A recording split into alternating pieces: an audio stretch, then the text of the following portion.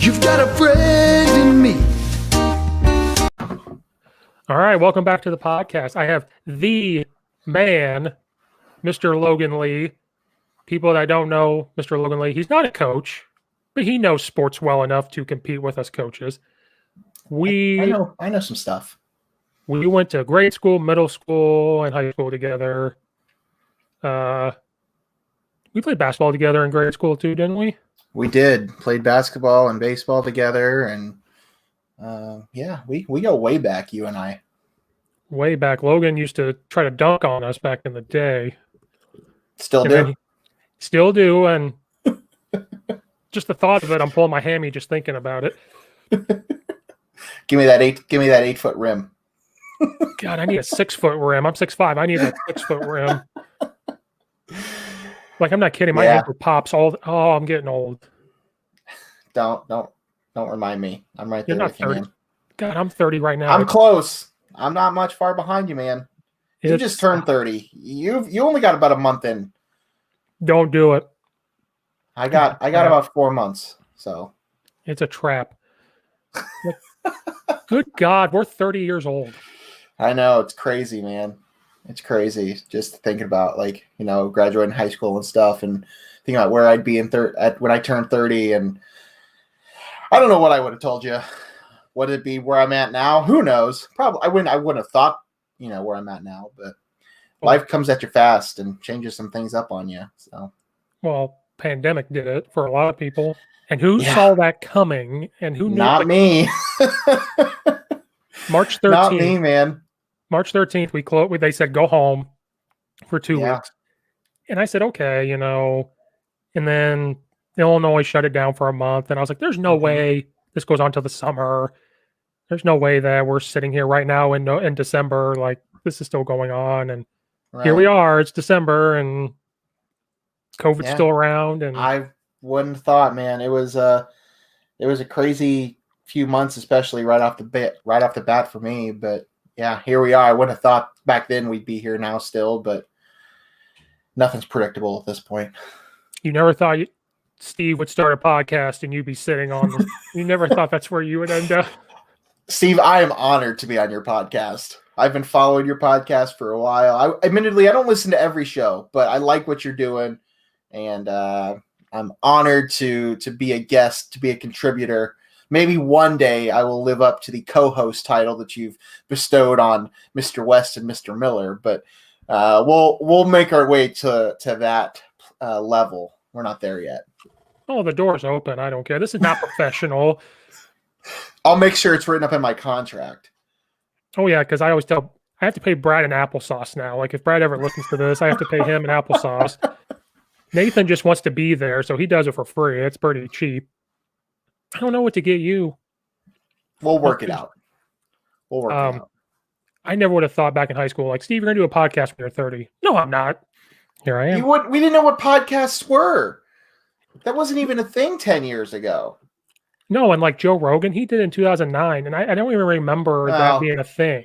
It was early. Joe Rogan and, you know, like the Bill Simmonses of the world. I mean, those people they were early on the podcast train. But no, I would never expected it. But I like what you're doing. Well, some of it was the pandemic. Like, it took it away, and then it brought it back. Right. Because I wanted, like, what me and Brad and Nathan are doing, that's what I was going to do. And then, like I told you, but I'm going to say it on here because it's recording, was it brought it back because another coach got it. And I was like, I got to catch up with this guy because he was going way. This other coach, I created a monster. I take credit for his podcast. I created a monster. Every day he tweets like, oh, I just had 2 people recorded. I'm like, good Lord. Like, yeah. I have to schedule around here. We have a little office here. We have to schedule who's going to use what. So I have to work. It's different schedules. Yeah. No, I applaud you for doing it. It's something I've always thought about doing, but just never really did it. Was never really sure what I would talk about. But you know, you've given me the opportunity to go on. So, you know, I'm happy to be here. It's tough because, like I said, I made it sport. I wanted it sports, but then it turned into football. And then I saw that I only had, that's all it could be was football. Right. And so when I changed it to this new logo and stuff, one, I stole Joe Rogan's look, but that's fine. He doesn't need to know. he doesn't need to know. He wants to sue me. That's fine. He won't sue me. He's got enough What's he money. gonna sue you for? I was gonna have two podcasts. I was gonna have the one for football or whatever, and then one for like anything. And I was like, that's a lot of work. That's a lot of focus. I like what you're doing. Let me change it to the Coach Steve Show and just open the door up. If it's football and people want to listen to it because it's football, they can. If they want to listen to this, where we talk about sports and movies and entertainment, they can listen. I like it. I like the idea. Because one day when I finally get to like 100 listeners an episode, hopefully, then we will. I think my highest listen one is like 85, so it's moving. But Wow. We'll get there. that's one episode. It takes like my problem is I release 3 a week, so they have to catch up. Yeah. So that's my. It's a lot. It can be a lot for people. I get it. So I get it. people that don't know, Logan may not coach, but he knows a lot about sports. Worked in sports. Yeah. Yeah. You wrote for sport, like wrote for papers. You Yeah. worked for the big Danville Dans. Are they even still there? Moved my way up in the world. Yeah, the Dans are still there. But of course, I mean, with the pandemic, who knows what 2021 in the professional sports world will look like. But yeah, the Dans are still there. They're still functioning. Jeannie Cook's still there. She loves it. I've talked to her a few times a year, and that's really definitely where I got started in this world and kind of taken me different places across the country. And no, I've never been a coach, and I didn't really play sports, that long. Really stopped playing sports in like junior high, but it's been a part of my life for all of my life. And up until recently, it was my profession. So it's kind of been crazy. I never really thought, we were talking about high school and stuff. I never would have thought that I would be where I was, but it's been a fun ride for me so far. Yeah, I've been to Fithian a few times since moving to Chicago, but I haven't driven into Danville. Like I just go to Fithian, and that's where I go. I don't do anything. Maybe Champagne. So that's why I was asking. Like I have not, because someone told me there's Dunkin' Donuts in Danville and stuff. Now I was like, wait a minute, hold on a second. There's a Dunkin' Donuts now. There's a Dunkin' Donuts at the gas station in Oakwood too. Let me phrase. I've been to Oakwood. I saw there's like 8 gas stations. There's a lot of gas stations. That's all Oakwood has anymore. But yeah, the Dans are still there, and that's where I got my start. And then from there, I spent a summer in Florida working in baseball, and then I've been up in South Bend now for 5 years. So, I had to get out of it because of the pandemic. Just from a financial standpoint, who knows what the future will bring. But sports have definitely been a huge part of my life and a huge part of my family's life and all that stuff. So it's been fun. Now, what did you tell people that listen? You worked for the minor league Cubs team. Yeah. I as you mentioned, the Dans, I started there, the Danville Dans, the college summer league team. I did that a few summers while I was in high school and college. And then after I graduated, I went to school to do broadcasting. I mean, so, going back to the podcasting stuff we were talking about earlier, had we talked about this down the road, it'd probably been more like I was doing the radio stuff, you would come on my podcast, that type of stuff. And now kind of roles are reversed. But that's what I went to school to study. And then I eventually got out of that and started working because of the Dans, really. I started doing more interested more in working in sports and working in the front offices of, different teams and stuff. So after college, I did an internship in Daytona, Florida with the Cubs affiliate at the time then. That was honestly one of the best summers of my life, as a Cubs fan, growing up a Cubs fan, and then going down there. And that was that year alone. Javi Baez, Chris Bryant, Jorge Soler, Carl Edwards, all came through Daytona while I was there. So got to see them win a championship for that league. That was that was a really cool experience. And now to see them, win a World Series, and now who knows what the Cubs are going to look like in 2021, but to be part of that was cool. And then I took a summer off from that, and then I've been up in South Bend. I was working for the Cubs minor league team here since the 2015 seasons, as long as they've been the Cubs affiliate up until this most recent year when kind of things changed on me. So but yeah, it's been all baseball for me pretty much since college and up until now. Yeah, I forgot you did the radio thing for Southern, right? You did the basketball game. Yep, I did. because as I said, that was what my focus was originally. And then after I graduated, I did the summer in Daytona, and then I was trying to find other baseball jobs, but I wasn't really finding much. I ended up going back to Southern, and I was doing radio for the women's basketball team. I did some softball. I did some men's basketball, baseball, but primarily women's basketball for a season on the radio, traveled with the team. I'm still upset, not upset, but still bothers me a little bit that was the one season they didn't go anywhere fun.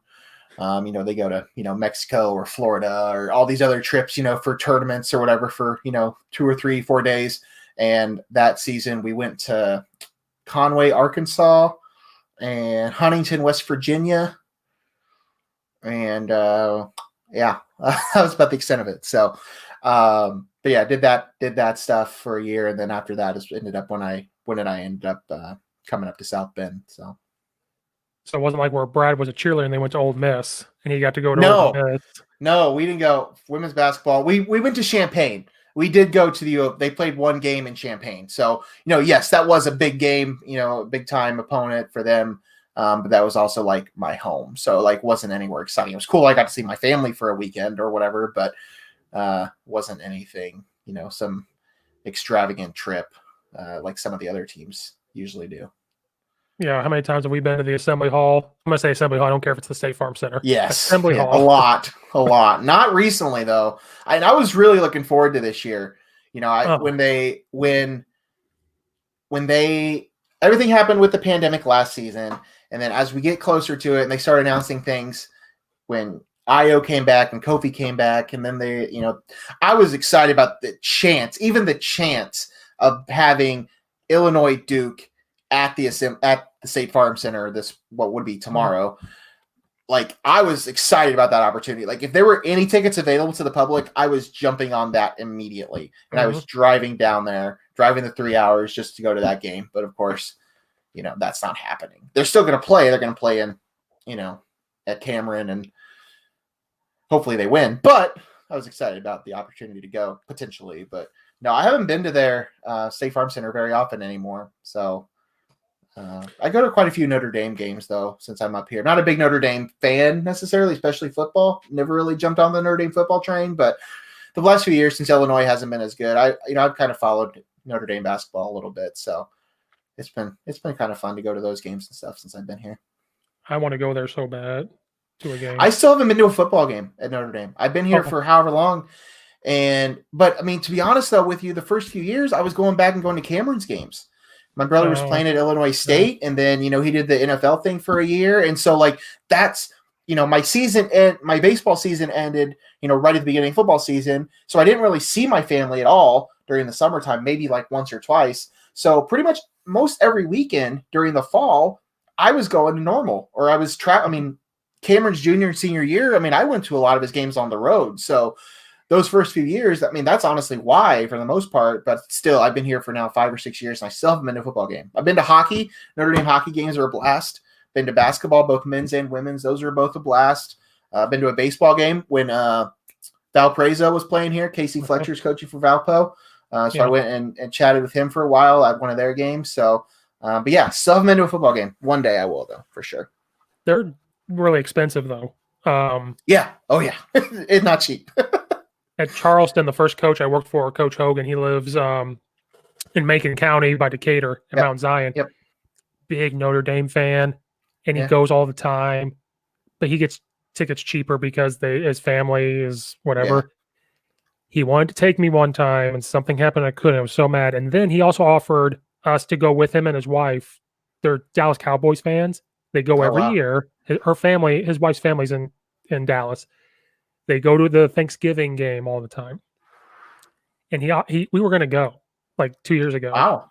And then something happened financially because he was going to pay for a lot of it. And we're not comfortable with that. You're going to pay for the tickets, drive down with them or whatever. Right. But almost went to that too. So it's nice to have connections to that. But Notre Dame, I want to go so bad. Brad hates Notre Dame. So I become more of a Notre Dame fan to piss him off. Yeah. And I've never really. No, that'd be cool. No, I've never really become a Notre Dame fan for football, especially, but I'd be down to go. We can definitely look into it if there's a fans next season, who knows, but But yeah, hockey games are here a blast. And I was never a hockey guy. Growing up, we didn't really have, people were, I guess, kind of Blackhawks fans, but really where we were, nobody was really hockey fans. I remember going to like some of the Wings games, and like my cousin played for the Champaign, youth team. So I would go see him play and stuff. That was really the extent of my hockey experience. I still haven't even been to an NHL game, but Notre Dame hockey games are a blast. Like, they're a fun time. It's a really nice arena, and they do a good time. It's just a really well done, like, show, like, from an entertainment standpoint, other than like the game itself. It's definitely a good time. Yeah. People that don't know, we didn't have hockey unless there was a travel team. Yeah, no. The Danville Wings were a thing. Oh yeah, when we were growing up, because they had the Pizza Hut thing. I think we could get like tickets through like reading it through Pizza Hut. I don't know. There was something. I remember that.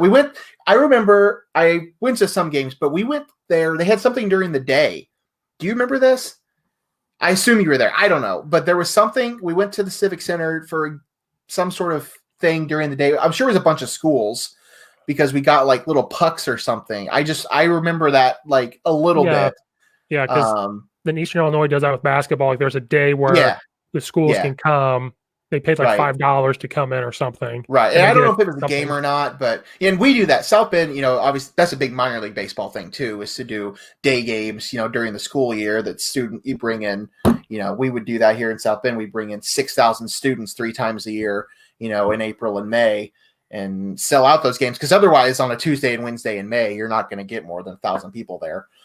But we would bring in 6,000 kids, and they would be screaming their mouths off. It was nuts. You play a bunch of SpongeBob, but yeah, that was really all the hockey I knew. But coming up here, it's been fun to do that.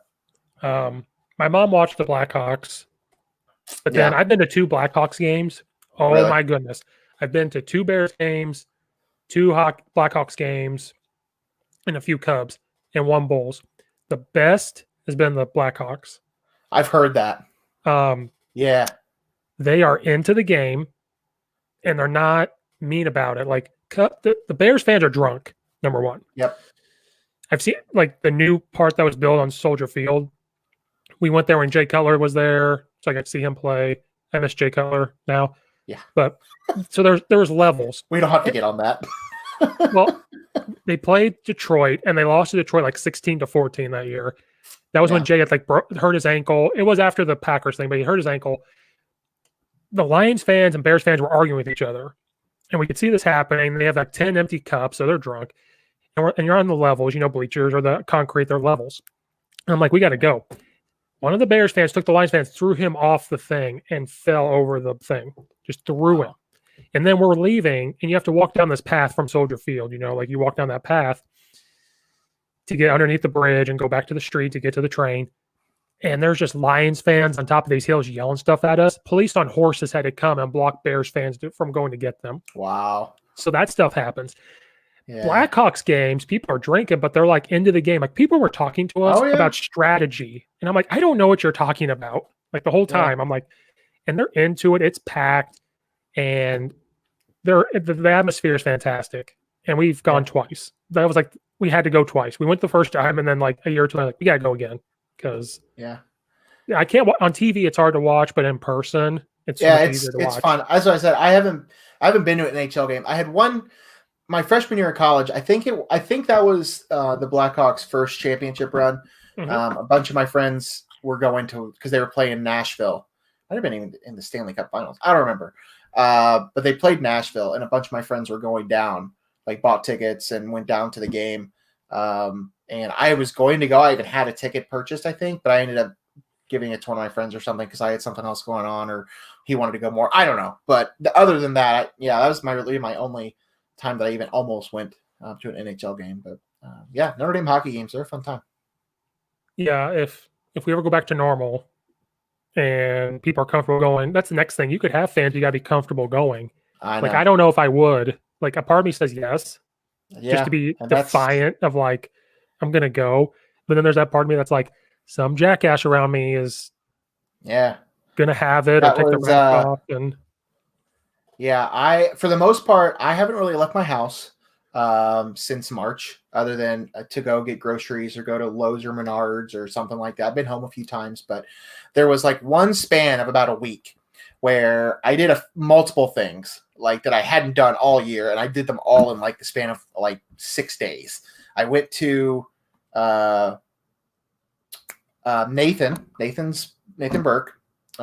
We did his bachelor party for his wedding, and we did it at Topgolf down in Indy. So we did that, and then we went go-karting. So I did that on a Saturday.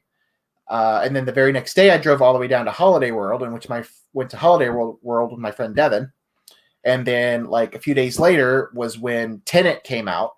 So that's the only time I've been in a movie theater since March. You know, I'm usually at the movies like 50 times a year. And but so yeah, those 3 things I pretty much did in like the span of like 6 days. Other than that, I haven't left the house. I don't see anybody. I don't come in contact with anybody. So, you know, going to sporting events are going to be strange when that's even a possibility again. So one day we'll get there.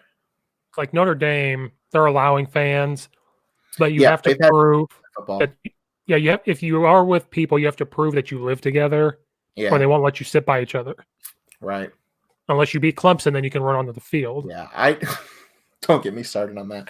I know I've known a few people that have been able to go to the games. They either work on campus or, you know, something along those lines. So every state's different, every campus is different. You know, every governing body is doing things their own way, and I get it. I mean, there's, you know, every area is different, so it is what it is. But nobody would go to an Illinois game anyway. Football, so it doesn't matter. No. Basketball, though. Basketball, yeah.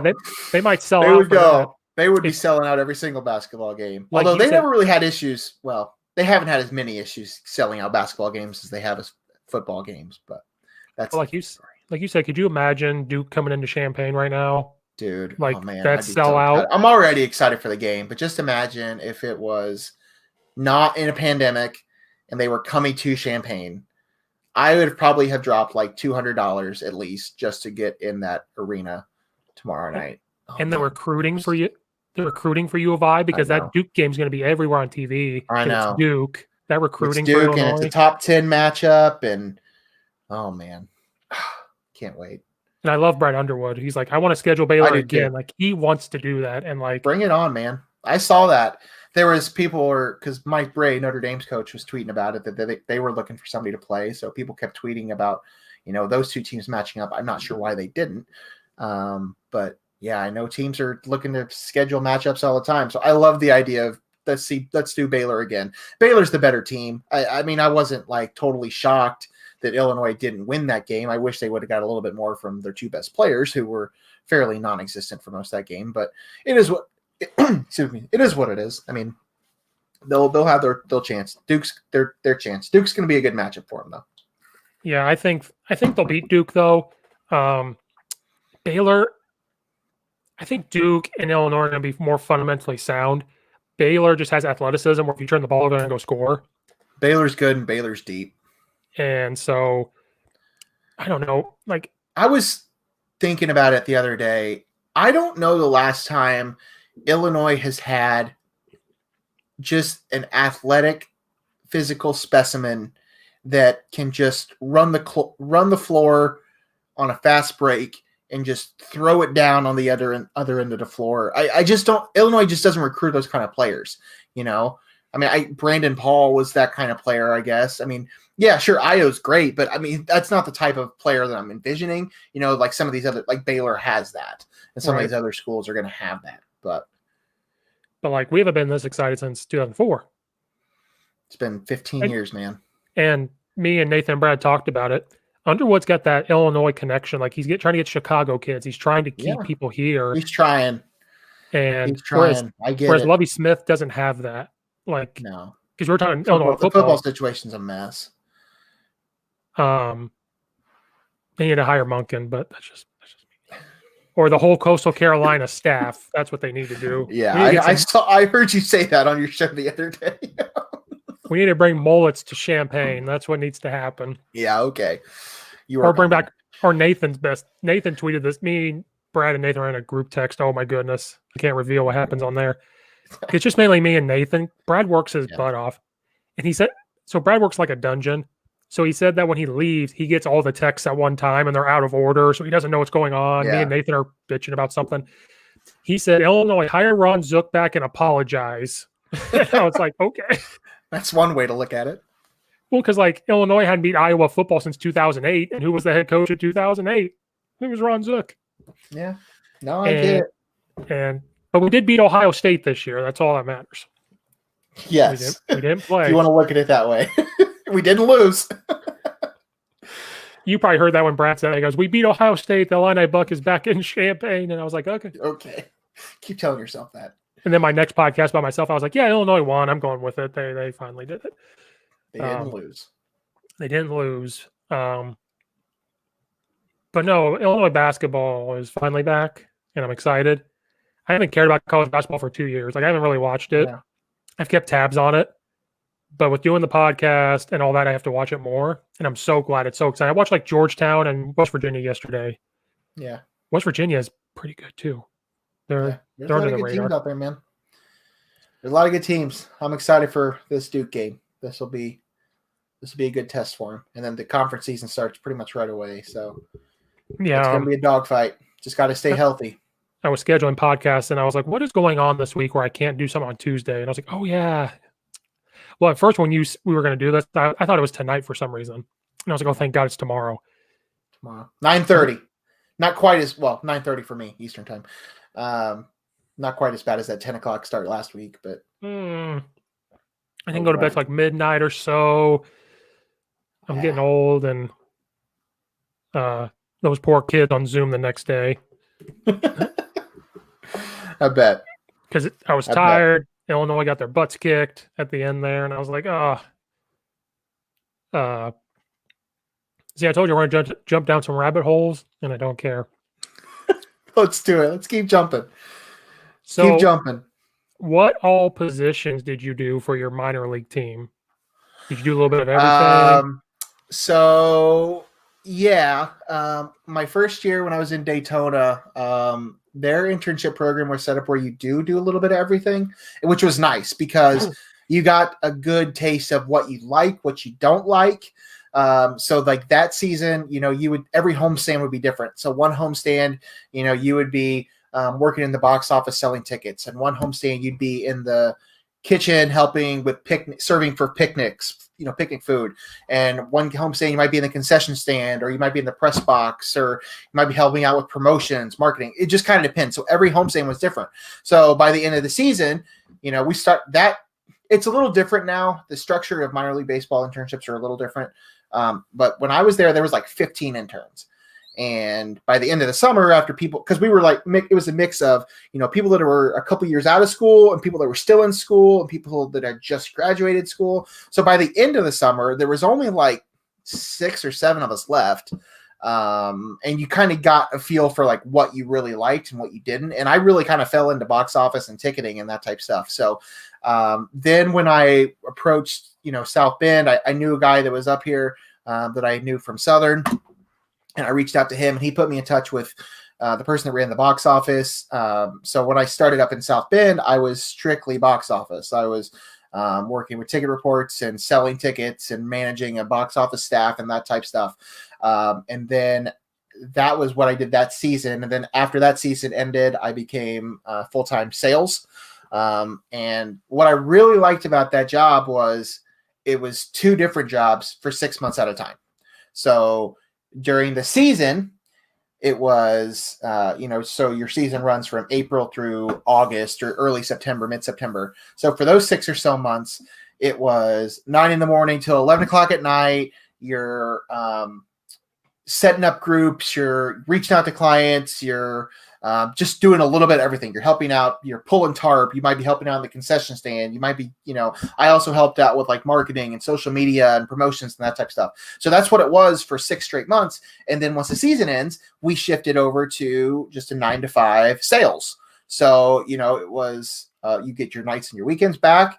You're on the phones, you're going out and meet with people trying to sell tickets, get them, booked for the next season, and then starts over again. So, throughout my 6 or 7 years working in minor league baseball, I've kind of dipped my toe into a lot. I mean, it's been primarily ticket sales and event planning and that type of stuff. But yeah, it's been box office, it's been promotions, it's been marketing, it's been social media. Yeah, you kind of help out with everything. A lot of tarp poles. Oh my God, it rains so much in Central Florida. So every day, like clockwork, at like 3:00, rain. And so we had a terrible field, and we lost so many games that year. I remember like there was one particular homestand where I don't remember what it was, but we had like a 6-game homestand, and like 4 of them got rained out. It was awful. And then by the end of it, I said, screw this. I'm going to Disney World. And I got in my car after that night, and I had a friend who was in town staying at the resort or something, or at Universal or whatever. And I just drove over there. I'm like, I'm done. Like, I need to do something else because this has been awful. So, but yeah, you do a little bit of everything when you work in minor league baseball for sure. So it may not be awful for you. So when I was doing sports management for school, a lot of internships that they would tell you would have to go do, not have to, but what ends up happening is it's ticket sales, because for sports management, it's you want to work for the Bulls, you want to work for the Bears, you want to work for the University of Illinois. Yeah. And that scared a lot of people away because ticket sales is not fun. Yeah. So sales, how does that work? Like, sales is the entry point for a lot of industries. And sports is a large part of that too. I mean, that's an entry point for a lot of things.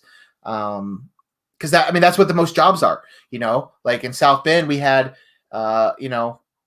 the last few seasons, we had a full staff of about 20 people, and about 6 or 7 of us are salespeople, like ticket sales primarily. And then there's like there's 1 or 2 people that work on the field, and there's like 1 or 2 people that work promotions or, video stuff. And there's like a finance person, but like there's 5 or 6 sales people that are specifically for that, because those are the people that are bringing in the money.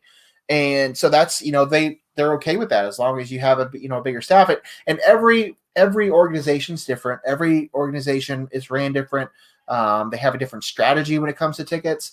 I know a lot of organizations don't really focus on season tickets. We did. I mean, that was a big focus for what South Bend does. But when I was in Florida, that's a lot of tourists. So you're not, you do have season ticket holders. You do have locals that are coming out to the games regularly, but so much of that traffic is people that are just coming in town for the week. They're, they might be, going to the beach, or they're, in Orlando, just like an hour drive. They might be going to Universal or Disney, and they might just be looking for something to do on a different night. They might just go to the beach for the day and then go to a baseball game. So you have a lot of that. So every market's different and how they do it. But sales, sales is the way to get into sports. You have to start at the bottom somewhere, and sales is usually the way to do it. And it can, minor league baseball is not a great example of this, but it can be profitable for you, from an individual standpoint. If you're looking for a job that's going to pay you fairly decent. Minor league baseball gets bad rap because it's not exactly the highest paid industry, for good reason. But you can look out and get in good situations at some of the higher levels. And even South Bend wasn't bad. We were pretty successful pretty much since I started in 2015. That's where things took off. That's when they became the Cubs affiliate. We're only an hour and 30 minutes from downtown Chicago. So, this is major Cubs territory here. And so when we became the Cubs affiliate in 2015, everything just kind of skyrocketed there. And then you have the playoff team in 2015, you have the World Series in 2016. So we just kind of fed off that energy. And, so it worked really well for us. But every situation is different. You just kind of have to be able to roll with the punches with what you got. Because I couldn't do sales. I can't say, give me money for this. It's not for everybody. And I will admit it's never been my favorite thing. But I'm pretty good at the building the relationships part of things. And that's what a lot of it is. It's just building relationships. And you just kind of have to roll with it and do what you can and be good at what you can. And, just kind of do it. But sales is the avenue. And that's what I'm doing now. I'm still doing sales. It's just a different industry at this point because of COVID and everything. But you just kind of have to roll with it and just good at building the relationships and maintaining your relationships too. That's obviously a large part of what you're doing. You're more outgoing than I am. You can do that. This podcast is the extent. You could say that. This podcast is the extent of me being social. You're doing great though. Unless it's you can see, I told you though I was going to get dark in here because the lack of lighting. So that's about as good as we're going to get. I told you it's going to get dark. Again, But I'm at not least Joe Rogan. I have the ambiance behind me. So I'm not Joe Rogan where I need to make $100 million. One day you'll have a studio. And If I am 2% of Joe Rogan, I'm good. Like I told you in the text, I was like, this is Joe Rogan's sports side. Like I don't care. I got you. One day you'll be the next Rogan. You know what's funny? What other rabbit holes you want to go down? Well, it's funny. I was talking to a coach and I said, I listened to Joe Rogan throughout the years, but I never really like followed it or listened because it was just smoking weed and talking. I'm like, well, that's fine. Since the pandemic, I'm watching him. I'm watching it like a football coach. I'm figuring out how is he so good at podcasting? Yeah. Because we can't coach. So I have to do something. And I was like, I'm watching this as I'm watching football film. It's weird. Yeah. And I figured out he just talks. That's all it is, man. It's just conversations. Like I would coach like the coaches I type stuff up of what I'm going to talk about and I'd have it in front of me. Then I'm watching him. He has his coffee next to him and that's all he has. He's good to go. Well, I'm sure when he started, he had more bullet points and stuff too. But I listen and watch some of his stuff, and a lot of them are the same. I'm being like Bill Simmons is the same way, and he's another one that kind of was early on the podcast game, and he's one that I kind of listen to and watch every once in a while. And they're just conversations. And I've heard him even say like he doesn't have notes, like he doesn't. He interviews athletes and celebrities and movie stars all the time, and just like Rogan, like he doesn't have notes. He might have a bullet point or two, things that he definitely wants to touch on, especially if the person that he's interviewing is trying to push something. A lot of the times that's how they get their guests is people that are on, media circuses. And, I know like Matthew McConaughey was doing his rounds and stuff. So like sometimes with those people, you have to have bullet points because they require them, as a part of your contract to do this interview. Like you have to touch on this new movie they're promoting. But other than that, I mean, they're just having conversations. Well, and then like, you listen to Bill Simmons more than I do, but he and Rogan are pretty smart dudes. Like, yeah, I'm going to talk Rogan for because that's all I've been doing. Like, if I go to the gym and I'm on the elliptical, that's all I do is watch. They're taking it off YouTube because he's going to Spotify. Yeah, because Spotify, they're going to have this new thing where you can make videos. So it's taken away from YouTube. That makes sense. So like, unless your phone's it makes sense for me. If I have the Bluetooth on, Spotify won't show the video. But like if I pull Spotify up on the computer, it has the video with the audio. Oh, really? So Joe Rogan's going to be strictly Spotify. So if you look at his YouTube, it's down to like 100 videos. They're taking them off. Yeah, that's what Simmons's Ringer stuff is too. It's all on Spotify. They're still on YouTube. I don't know how that's working. I didn't know a lot of that stuff, but yeah, that makes sense. But Rogan is smart. Like this stuff, he'll just pull something. Now it's not like stuff maybe everybody's interested in, but like they could talk about something. And he pulls something out of his ass that I don't even know about, like this theory on this or this humanization, like something. And I'm like, how did you know that? Where do you put that in your mind? To like, I'm surprised I remember how to get to school sometimes. Like, I don't remember. They're just smart, and I'm not smart enough to know that stuff. But he and Bill Simmons can relate to everybody. Yeah, like Rogan has athletes. I just watched one with Lance Armstrong he had on in 2015. Yeah. And like, that's an interesting one. He had Candace Owens on there. Yeah. Candace Owens was on there. He's had Bernie Sanders was on Joe Rogan's. That's interesting. Yeah. It makes you a Bernie fan afterwards. Because Bernie right at the get-go goes, this is the longest I can describe what I want to do with my presidency because the news stations don't let me talk that long. He goes, this will give me the chance to talk. And then they're trying to he wants Trump to come on. And I said, oh, good Lord. Good luck. Yeah, man, that's how they are. I mean, it's interviews, but it's conversations. The best ones are just, just people chatting, shooting the shit. Is it killing you that there's no movie theaters? Yeah, it's been hard. That's been my getaway, the last several years. I mean, when I wasn't at the baseball stadium, I was pretty much at a movie theater, and it's been difficult. I haven't bought my freaking popcorn bucket, man. I know I've tweeted about it about 15,000 times, but I'd never do that shit. And I bought a popcorn bucket, a year-long, an annual popcorn bucket from Cinemark at the beginning of the year, and I've used it like 3 times, and it sucks.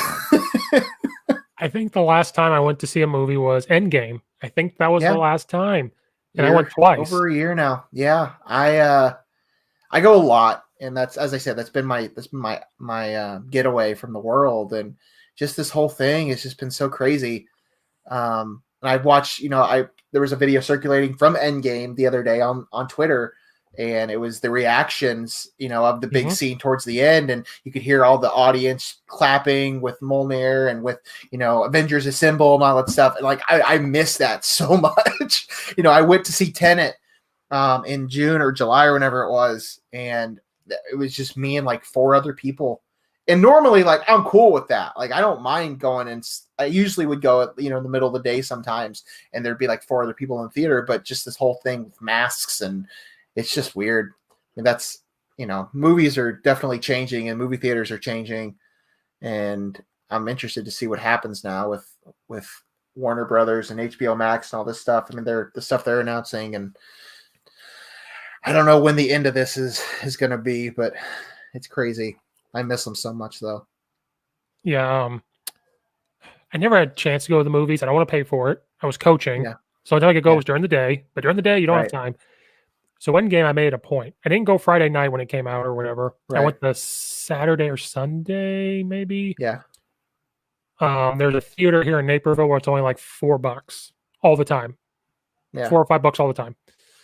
So I went, and even on that Sunday or Saturday, it was still packed. I get it. Yeah. Because they had the same thought I did. Like, let's not, Endgame is pretty big. Let's not go. And you're right. When that stuff happened, I know when the night it came out was bigger, but when that stuff happened in the theater, you could tell all saw it for the first time. Yeah. And then, like, spoilers, whoever hasn't watched Marvel ever, then the Tony Stark thing. A year later. Well, because knowing my freaking luck, the one person out of the 20 people that listen are like, what are you talking about? Spoiler alert, we're going to talk about Endgame. When Tony died, the kid's in there crying, and I'm like, a part of me is like, Steve, you can't cry. They're going to see you. Don't be doing this. Don't do it. And then a part of me is like, he'll come back at the end, like something will happen. Sat there through the whole credits. I'm like, oh. Like we all did. Nobody left because you're so used to the end credits. Nobody left. They didn't have anything. The only thing you had was the hammer thing from the first Iron Man. That's the only thing they had. Right. And I had to look that up. I had to know I was like, I don't know what that is. Yeah. No, it came out. It was actually my birthday weekend when it came out. It was the weekend of April 29th was the Monday. So it came out on like the 26th or whatever. And we had games that weekend. So, and when we have weekend games, it's always Friday night, Saturday night, and Sunday afternoon. So I knew I wasn't going to be able to go Friday or Saturday.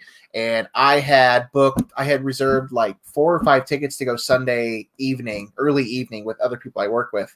So I had that booked ready to go for Sunday.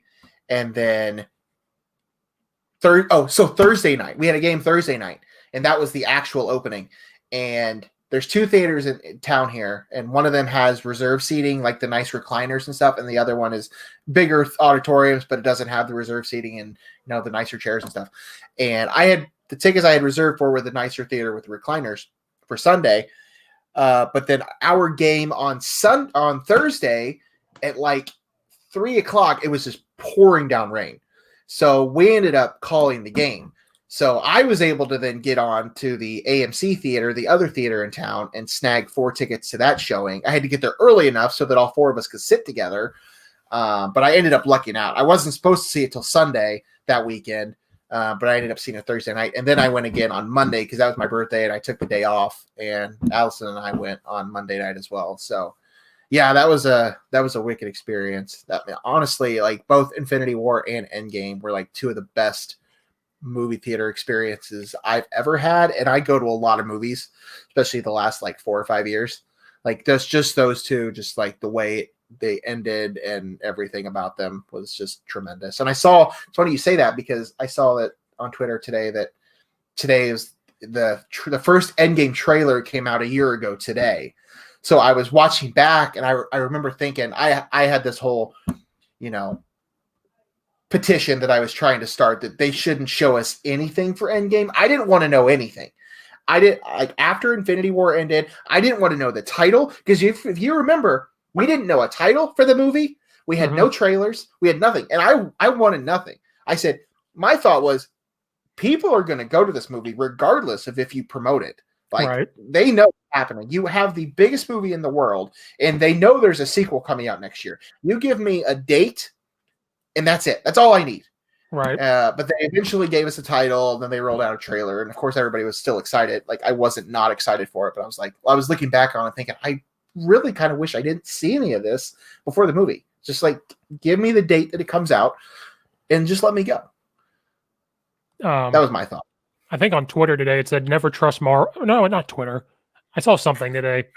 It said you can't even trust Marvel for their trailers because they went back and showed the original Infinity War trailer, and I forgot. I totally forgot. It shows they do a lot of tricks.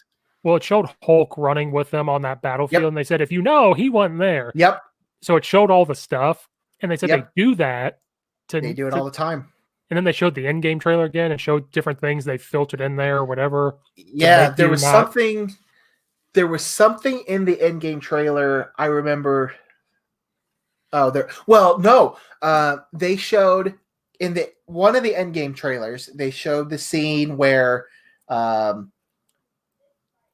Captain Marvel is bringing the ship back with Tony and Gamora on it, or not Gamora, Nebula on the ship, and Natasha and Captain America and whoever else, they're walking outside as the ship's coming down. You don't see the ship in the spot in the TV trailer, but there was also like a clear spot, like that somebody was standing that they just took out of it, and it ended up being Pepper. Like she was in the actual scene, but they just take that out of the trailer. They do that stuff all the time. It's nuts. You can't trust them.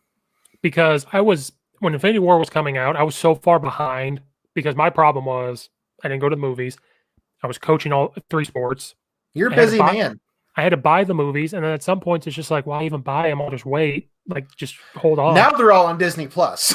Now they're all on Disney Plus. You just have to pay your monthly subscription, and you don't have to buy anything. I have this whole wall of movies here that I've been collecting over the years, and I was looking at it the other day. Like, all of these are available to me to stream whenever I want it. I don't need any of these things anymore. At my parents' house somewhere, there's the VHS versions of these things. I'm like, oh my God, they're because they saved them. My parents saved those things, like with the original Atari's there and all that stuff.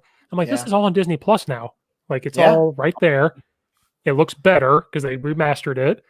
But no, when I remember the Infinity War trailer, and I was like, I can't go watch. I'm so far behind. I was a few movies behind.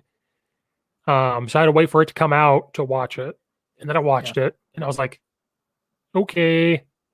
And then right before Endgame came out, I took time and said, I'm going to watch all the movies in order. I had to find them somewhere. I owned some. I had to find them on whatever. And I don't think Disney Plus was out yet. No, it wasn't. Because I paid the year subscription. That was the thing during quarantine. I was like, let's just pay the year and see what happens. Yeah. And we watched all the Toy Stories. We just finished all the Pirates of the Caribbean. I never seen all of them. And but I had to go see Endgame by myself. That's why I don't go to movies. I have to be by myself. And I don't mind going to movies by myself. I don't mind to. In fact, most of the movies I go to anymore, I go by myself. Just because it was just always easier. Like the past couple years, you know, I'd had my job with baseball. I had my off season where I was working 9 to 5 or whatever. But Allison always worked at night because she was working at a restaurant. And so I would always just have nights to myself. So like, that's when I would go to movies. And most of the time it was just me. So I don't mind it. I've been doing that for a while now, but I get it. Like, other people don't like it, but I don't mind it. I mean, I don't love it when it's a packed theater and I'm sitting there, like I'm by myself, and there's like a bunch of other people around me. But if it's just me and 15 other people, like, I don't care. I don't know if this is a normal thing. There's a theater up here in Lombard or Oak Brook, and it's a dine-in one. Yeah, that's your thing. Okay, because that was the first time. I've never been to one, not specifically a dine-in, but I have been to other theaters that have like full-on restaurants and stuff. Yeah, they're a thing. Yeah, because like I'm trying to remember, I think there's a bar in there, and then you walk in and you have your seat and you have this table that can pull out, and somebody comes up. You press the button. and somebody comes up and takes your order and then walks Yeah. away and then brings to you. Yeah. Now, you want to talk about expensive? Don't get the well, wings. it ain't cheap. Don't get the wings there. That stuff's not cheap, but you know what? And people talk about how expensive movie theater snacks are and stuff all the time. And I get it. I understand what they're saying, but like, what people don't always realize too is like that's the only way that the theaters make money, because they don't make money off of the movies themselves.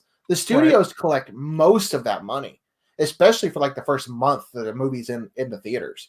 So like that's the only way they're profiting is by selling expensive popcorn and expensive soda and expensive beer. Like that's just how they profit. So I mean, it sucks. I get it, you know, but like that's a company. Like they're a business too. Like that's how they make their money. Right, because all the ticket sales go to, you know, when Marvel saw all those tickets, they went to Marvel. Yeah, nearly all of it, especially for the first like month. And every studio is different with how they do it. I know like Disney's like the worst. Disney's like 6 weeks or something. Like every dollar from the movie, from the ticket itself, for the first like 6 weeks that a movie is in the theater or whatever the time frame is, all of that goes back to the studio. So the only money that the theater is collecting is from concessions. So it's nuts. I do miss theaters. I miss them a lot. Because you brought up, you know, where you are up there in the suburbs and stuff. Griffin Knight, a buddy of ours, and I met up and went to a couple movies over that way, and that was a really nice theater. They had, you know, like a full bar and like not a restaurant, and it wasn't a dine-in theater, but it had like a full menu of like real, like not just like popcorn and hot dogs. So that was cool. I've been to a few nice theaters like that, but I've not been to a dine-in. I do know they exist, but I've not been to one. Yeah, it depends on where you go. Then in Elmhurst, they have an old school one, like an old school looking one, like the Fisher Theater. Picture the Fisher Theater, but redone. Right. It's really cool because it's old school. It's in downtown Elmhurst, which is the size of Urbana, but it's like really cool. This is probably gonna be a dumb question. I keep waiting for Marvel to release Black Widow on Disney Plus. I'm like, just do it, but they won't. Yeah, and they keep talking about how they're not gonna do that. They're waiting for the theaters. Are they gonna lose that much money if they stream it? So this is an interesting topic, and I was waiting to see if you would ask me about this.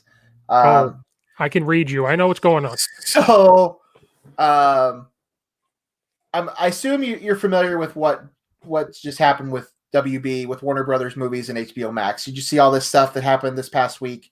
Basically, a little bit. So Warner Brothers, the studio Warner Brothers, who is owned by AT&T, who also owns HBO.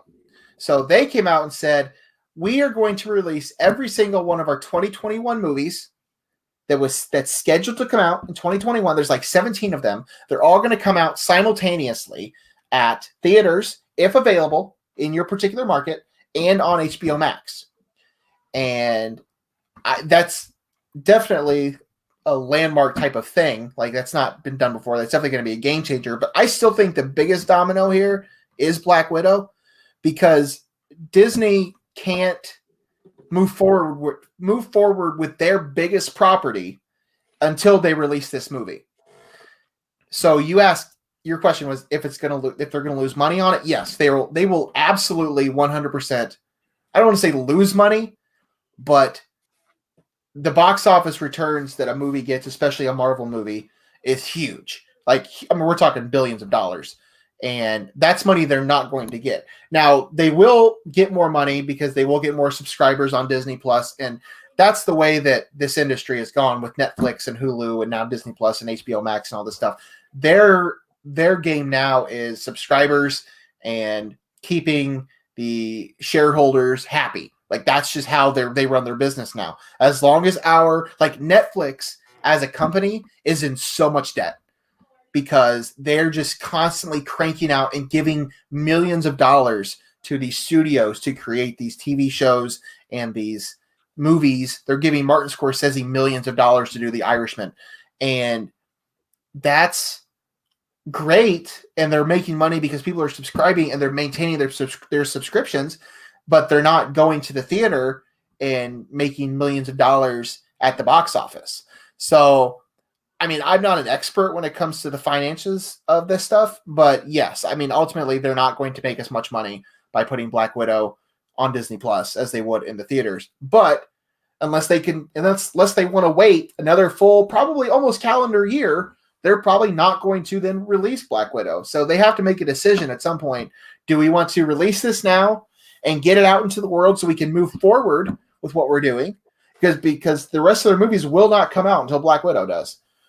Or do we want to wait this thing out and hopefully maybe Christmas time next year? Because ultimately that's probably the next big block they're going to have. It's not going to be, I mean, they're talking, we might be vaccinated enough to the point where summertime, but I would question that. I'm not sure if I was Disney that I would want to put my big property in theaters expecting it to make its money in June or July. I still think that's pushing it. I think you're probably looking at about a year from now as being the big window. We'll see what they do. I don't know. It stresses me out just to think about it, but they can't move forward. I mean, they can do other movies. I could see them, they've already done it with Onward and Soul and Mulan and some of these other movies they are putting on, but those movies aren't necessary for them to move their big franchise along. So I've been saying this for the last week since HBO Max made their big announcement that Black Widow is going to be the big domino. Like that's really going to determine how this whole thing goes. Because that's the biggest money-making franchise in the world. So, we'll see. It's frustrating because I saw someone post, what's the harm of releasing it for charge a lot, which is ridiculous. Charge like $18. And then once you watch it, then once it's watched, kind of like, what's the thing where you used to buy DVDs and it gave you that code and you could get on there? I don't know. There was Voodoo. Digital code. Yeah, that's still a thing. Yeah, digital code. So someone said, why can't you go on Disney Plus? You have to have Disney Plus. That's the first thing. So you're going to get more subscribers because you have to have it. Then why can't you put it on there for $15, $18, whatever? Then once it's watched, you can't watch it again unless you buy it. Yeah, now, I know that's interesting. That's interesting. I hadn't seen that. They tried that model with Mulan. They charged $30 for this movie. Now, I actually just watched Mulan recently, like earlier today, and I had it on while I was doing other stuff. But that movie, it's not a Marvel movie, but that they did do that. I mean, they released that movie in September on Disney Plus. You had to pay $30. You had to have a Disney Plus subscription already, and then you had to pay $30. They tested it. They haven't really announced how well it did. People don't think it actually did very well because they think if it had done well, then they would have done this for Black Widow already. I see what you're saying. I think there's maybe something to that. I mean, that's kind of the thing about this now is there's Disney Plus. Disney doesn't want to. They could put their movie onto just on demand or like Amazon and iTunes where people can just buy it or rent it for $20 like they do with any other movies. But now that they have their own streaming service, they don't want to do that because when they do that, then they have to share that money with iTunes and with Amazon and with Voodoo. If they just put it on their service, they don't have to share it. They don't have to share it with theaters. They don't have to share it with the distributors of the digital stuff. It's all going to Disney. So that's what they would want to do if they're going to do it. I don't hate the idea that you mentioned that you saw about you pay to rent it for whatever. Because what they did with Mulan was you pay the $30 and it's yours. It's always going to be, well now, I mean, and then 4 months later, it's on Disney Plus for anybody. So I don't know. There's different ways you can do it. Disney is obviously still shuffling their feet. They're waiting to see what happens with the vaccine and everything. I think what HBO Max and Warner Brothers did is very telling. But we'll see. I don't know if Disney is going to follow in those footsteps with Black Widow. They might with more of their other movies. And they're Disney. They have other big movies that are coming out. It's supposed to come out in 2021 that they might do that. But like with Soul, which is supposed to be their big movie that they are releasing on Christmas Day, you don't have to pay extra for it. It's just on Disney Plus on Christmas Day. So that's what HBO Max is doing. They're not going to charge extra for you to watch Wonder Woman or Dune or any, Space Jam. It's going to come out next year. They're not charging extra for it. I don't know. It's just a bunch of trial and error at this point, trying to see what works and what doesn't, and who wants to make the big move. And I don't know. We'll see what happens. I'm not watching Space Jam.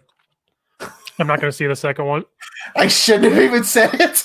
I shouldn't have even said it. I knew it. That's all I'll say about that. You want to have this discussion, or? Man, we have to make the whole. I have a Kobe ornament hanging on my Christmas tree in the other room. Do you want me to go get that for you? Will that make you happier? I'll go put on my Kobe jersey. I'll get my Kobe jersey on. I have his book up there called Showboat. I'll bring it over here. The Mob Mentality. R.I.P.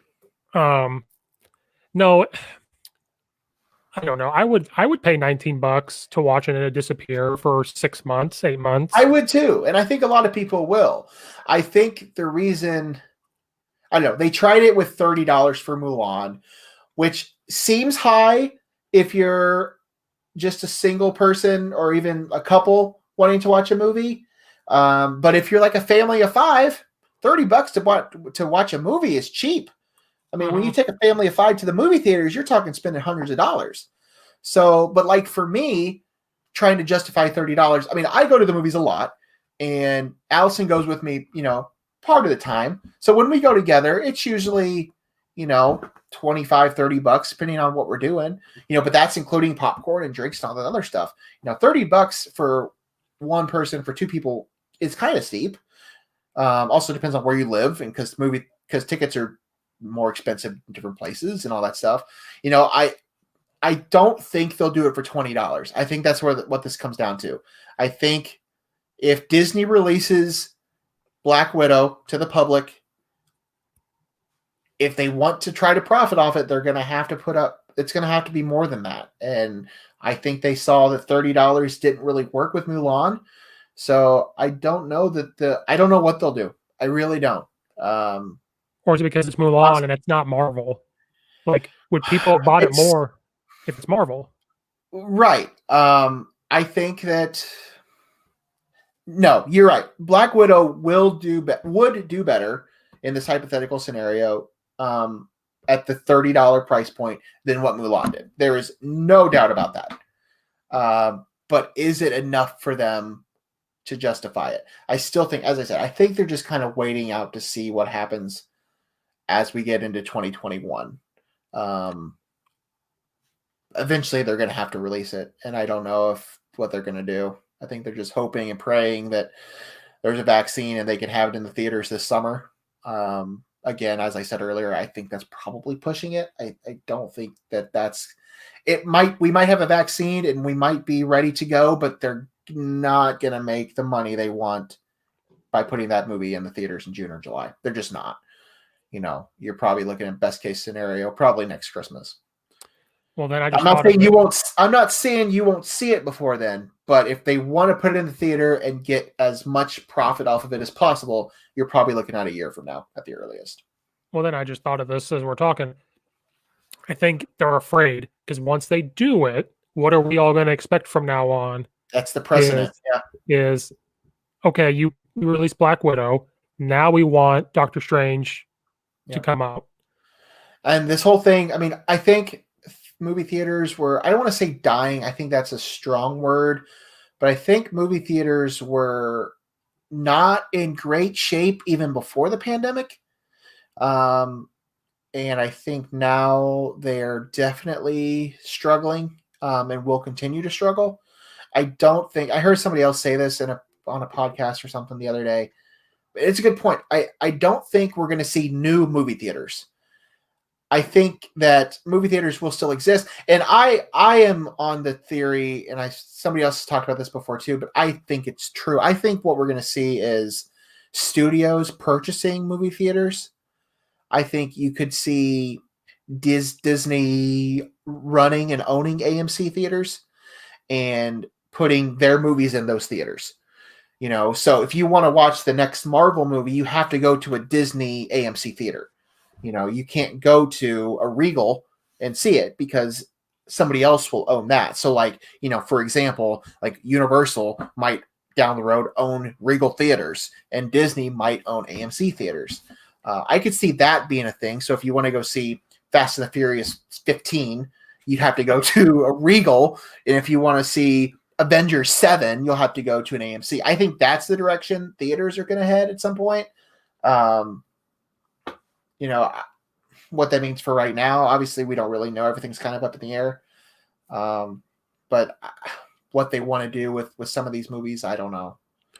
But now, with Disney's, with their TV shows and stuff that they're putting on Disney Plus, I mean, that's going to change everything too, because they're going to start cranking those out. Because the thing about the MCU too is there's so much continuity. I mean, this is a long timeline of things, and you can't. Some things might be revealed in one thing, so you can't. They can't release.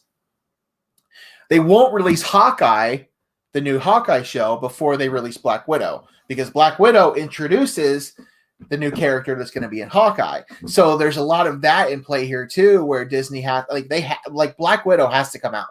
They're already going to have WandaVision out before Black Widow. So apparently there's no issues continuity wise with that, but who knows after WandaVision with these other TV shows, what sort of continuity issues they're going to have if they don't release Black Widow. Because they were supposed to release all 4 of those shows, like WandaVision and Hawkeye and Loki and Falcon and Winter Soldier were all supposed to come out in the next 12 months.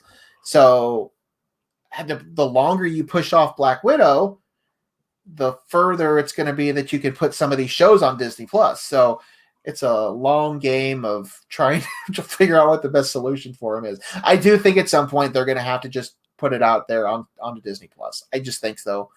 I don't know what they'll charge for it, if they'll charge anything. They might go the HBO route and say it's going to be in theaters if you can go. If not, it's going to be on Disney Plus. I could see them doing that. I don't like it, but unfortunately, they're about to run out of options. So.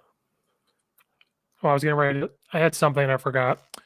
Well, because like you said, they said Black Widow is supposed to set up what's about to happen, even though it's taking place between Civil War and Infinity War. It's in that in between.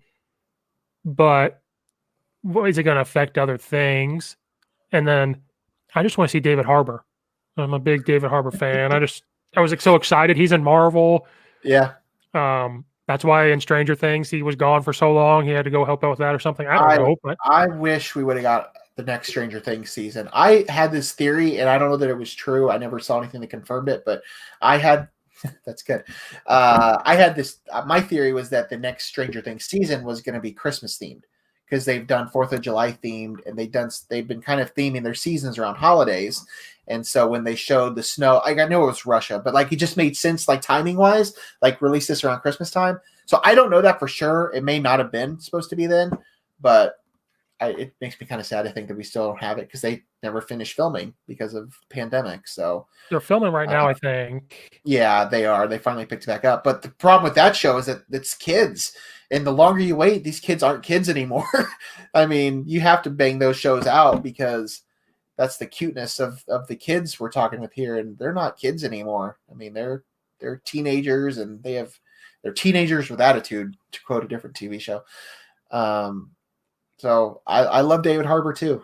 I'm excited to see him in Black Widow, and that's going to set up, because the Florence Pugh character is supposed to be in Hawkeye, so that's going to set things up. So yeah, I mean, obviously they're okay with putting out WandaVision ahead of it, and they might be okay with putting out something else ahead of it, but eventually you're going to run into those continuity issues. So I don't know what their game plan is. As I said, I don't know that they're going to be able to have a full profit on it anytime before Christmas next year. I just don't. Maybe. I could be totally wrong. As I said, I'm not an expert, but that's my theory. Yeah, you're probably right. They're probably waiting to the last moment when we're pissed, and then they're thinking in their mind, well, I had to get Disney Plus because of quarantine, and because I knew WandaVision and all that stuff. I was like, I cannot watch. Yeah, you have to. Yeah, I can't wait for Doctor Strange. I love Benedict Cumberbatch, so I was like, I can't wait for the next Doctor Strange. But in order to know what happens, I have to watch WandaVision, and then the next Avengers, I have to know what happens in Falcon, and the Winter Soldier. I have to know Hawkeye. Like, it's just I have to know They before have you us go watch so it. roped in. We are I so know. roped into this universe. I And now know. And you have then to see every show. You have to watch every movie. I mean, even now, I do think that some of the luster will die off. I think it was going to die off anyway after Endgame. I think that was, for a lot of people, I think that was kind of like a good, okay, I've had enough point. But now with the pandemic, who knows what it'll be after this. But I'm still 100% on board. But I know I'm it'll on change. board. I'm on board. I'm just afraid it's not going to be as good because, well, like it's going to be No, good. It's probably just going to not. be it's going to be different because It'll like, be different. and it's going to like externals. Like that's another one that's supposed to come out. Like Yeah. what's supposed to happen there? When can you release that? Uh, Yeah. they're I don't know. they're going to start filming Doctor Strange here soon. He said. Benedict said. Yeah. I say his first name like I know him. He said they're Mr. going to start filming. Cumberbatch. Oh, I'm such a big fan. That's why I asked another football. There's a football coach who's a big Marvel guy, and I said, "What's your most? What's the worst Marvel movie? Like the most one that you didn't like or something?" And he said, "This is what he told me. He said the Iron Man 2 and 3 he wasn't a big fan of. Yeah. He said he loved Black Panther. He just didn't like when it came out, like the order it came out in. He said the way we got it in that order, he didn't like the way it came out. And I can't remember all that back when. It came after Civil War because we got introduced to T'Challa during Civil War. I mean, it was timing wise, it was right, but I don't know. I mean, I get that. There's been, people have made comments about, the release order of some of these things, but I saw somebody make a comment the other day, which now that I think about it, is really true. But they should have, because Spider-Man they had teased Spider-Man in the trailer for Civil War, but somebody's made the comment, and I agree with it. They shouldn't have showed us that. They should have just let Spider-Man be a surprise when he just shows up, during Civil War, but they gave us the trailer for it anyway. But yeah, I mean, I can agree with some of that in terms of order and stuff, but I think Thor: The Dark World is kind of universally known as like the worst Marvel movie. Like, just kind of accepted that's like, I mean, Incredible Hulk is like this stepchild. It's kind of just like it doesn't really fit, so it's the black sheep of the family. But I think Thor: The Dark World is kind of like understood as like the worst. Iron Man 2 and Iron Man 3 especially is not very good. But other than that, they've had a pretty good run of pretty solid movies for the most part. I don't even know if I consider Hulk a part of it anymore because it's so bad. There's not much tied into it. There's a couple tie-ins, but obviously it's a different actor and it's a different studio, and it just feels different. The only reason it's still tied in is that there's still a couple connections that are like necessary for the story, but it's nothing major. Yeah, I mean, they might show the girlfriend again or something, and then in that movie when Tony shows up and talks to the what's his face, the whoever, and he'll be a part of Black Widow too. So I think that's another tie-in. I don't even consider that a part of it. And then I said the most underrated ones were Ant-Man's. I love those ones. I love both the Ant-Mans. They They're funny. Get love. They're comedies. And Paul Rudd, you have to. Paul Rudd's great. Yeah, they're underrated. They're great. The first Guardians is my favorite, and it will probably always be my favorite. The second one I didn't love as much, but also like that's a comedy. I saw this, and somebody made this point, and I kind of agree to it. Like, I've kind of wondered the last like 10 years, comedies haven't really been what they were. Like at the end of the last decade, you had the Hangover movies, and you had Wedding Crashers. Like, there was a long line of really good comedies. And then the last 10 years, they really kind of went away. Like, we didn't have those big comedy movies like we had in like the late 2000s. But somebody made the comment, like, some of the Marvel movies are comedies. I mean, that's where like Ant-Man and Guardians and Ragnarok, like those movies are comedies. Right. That's, a lot of where the comedies came the last 10 years was through that universe. But, all those movies are kind of different. Like Ant-Man is like a comedy heist movie, and the new Doctor Strange movie is going to be like a horror movie almost, and Winter Soldier is like a spy espionage movie. The Spider-Man movies are like teenage high school comedies, you know. That's kind of what I really like about what they've done is like they're all kind of different. They just all tie in together, you know, to some extent with characters and stuff. But big fan, man. Big fan. And then one of the ones that I don't think gets enough love is Doctor Strange. I love Doctor Strange. I like Doctor Strange. Now, I blame Brad for this. Brad said that was like one of his favorite movies at one point. So when I was catching up before Infinity War, before Infinity War, I was trying to catch up, and I watched it. And since Brad had hyped it up so much, I was expecting like Civil War type movie, like this big movie, and it wasn't. So I was like, Brad, you son of a bitch! Like it's not that good. So I had to watch it again, and I was like, okay, now I see it. Like now I see because Benedict Cumberbatch, like, my favorite's probably Infinity War because it has everybody in it besides Ant-Man. And I love Benedict Cumberbatch, and he's a huge role in it. So I'm like, I like this movie. And when I watched Thor Ragnarok for the first time, I didn't like it. I was like, this is Dark World all over again. I didn't like it. I did not like it. I did not like it. I felt like the comedy was pushed for some reason, like they were trying really hard. And then again, I had to go watch. It's kind of like Step Brothers. I hated Step Brothers in theaters all those years ago. Yeah. But then I had to watch it again and again. I was like, okay, now I see it. Ragnarok, I had to watch it. Some movies just grow on you better than others. I get it. I like Doctor Strange. I mean, it's not my favorite of the universe or anything, but there's a lot of good to it.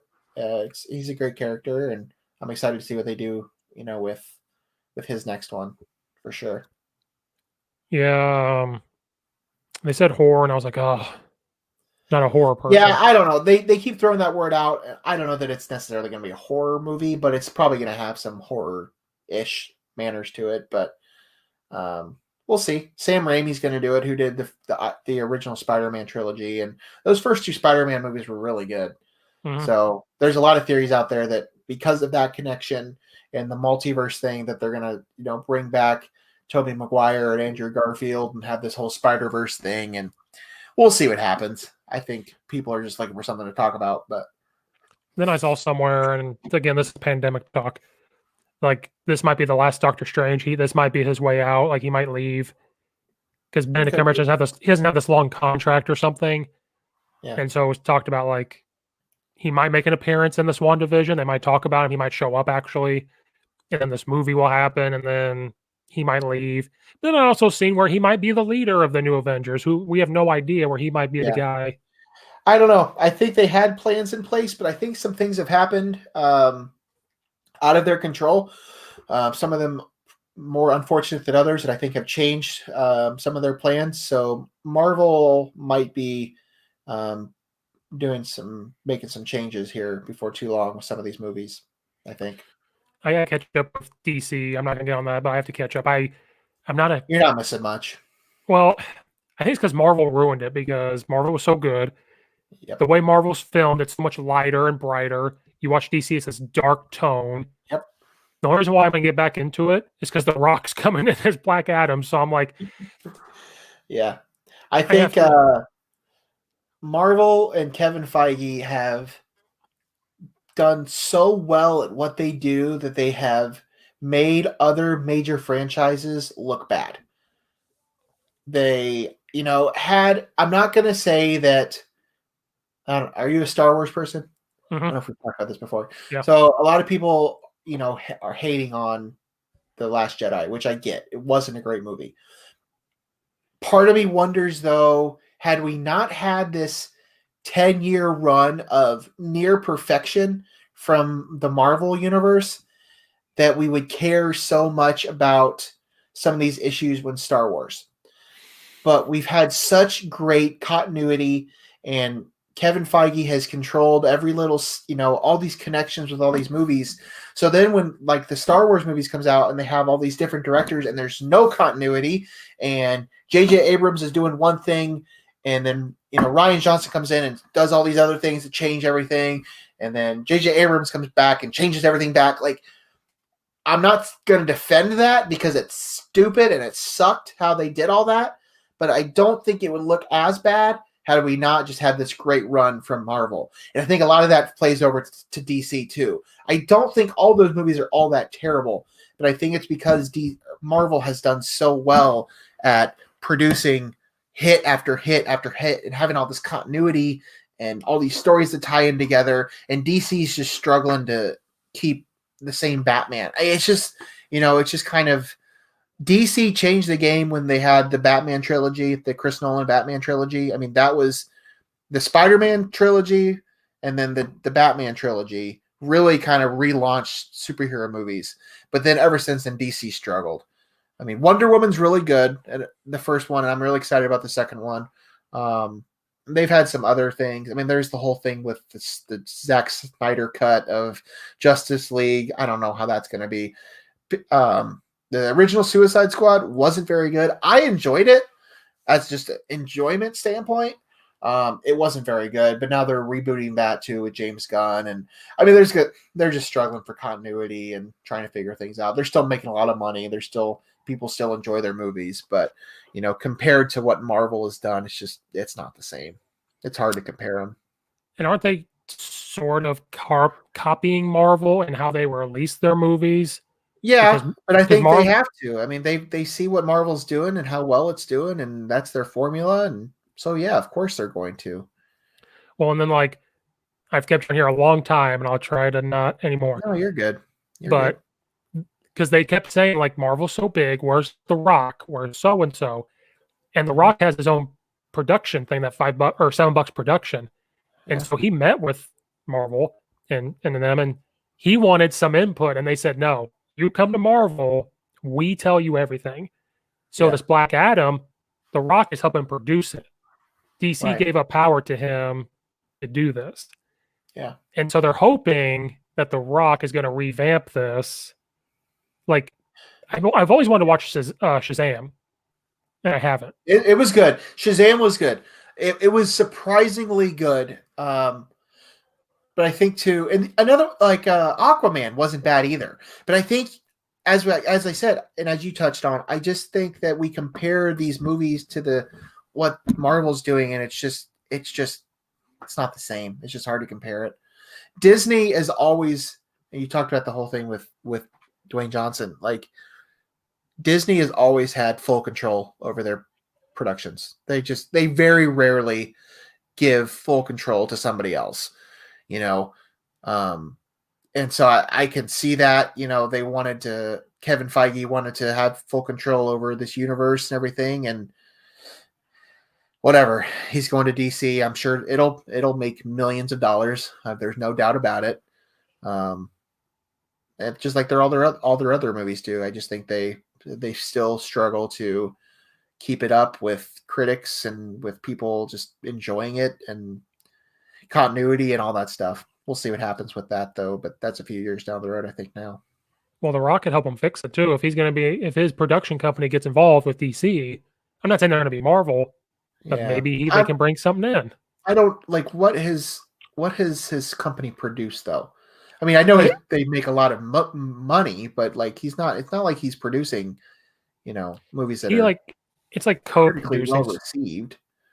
Yeah, I think Fighting with My Family was I'm pretty sure he was involved in that because that was also WWE produced that, but that was good. I enjoyed that movie a lot. That's a good movie. That was and I'm not a big wrestling guy. That was just a random movie I went to see on a Sunday afternoon, and that was an enjoyable time. I love The Rock. I mean, he's funny, he's charismatic, he's great on screen. He would have been great in the MCU, but that's fine. Could you imagine him as Thor or Thanos? They wouldn't have to do a computer thing. They wouldn't have to do a computer thing. He could have walked out there and... He's a little too much, though. I think The Rock is The Rock. And Marvel has done a good job about bringing in big-time actors, but they're not actors that are so well-known that they can't be seen as something else. That's true. I mean, at the time, maybe Robert Downey Jr. was, but he was in such a bad place with his career that he needed that. So now, like, Robert Downey Jr. is Iron Man. And, yes, Chris Hemsworth, Chris Evans, Chris Pratt. Jesus, how many Chris's are there?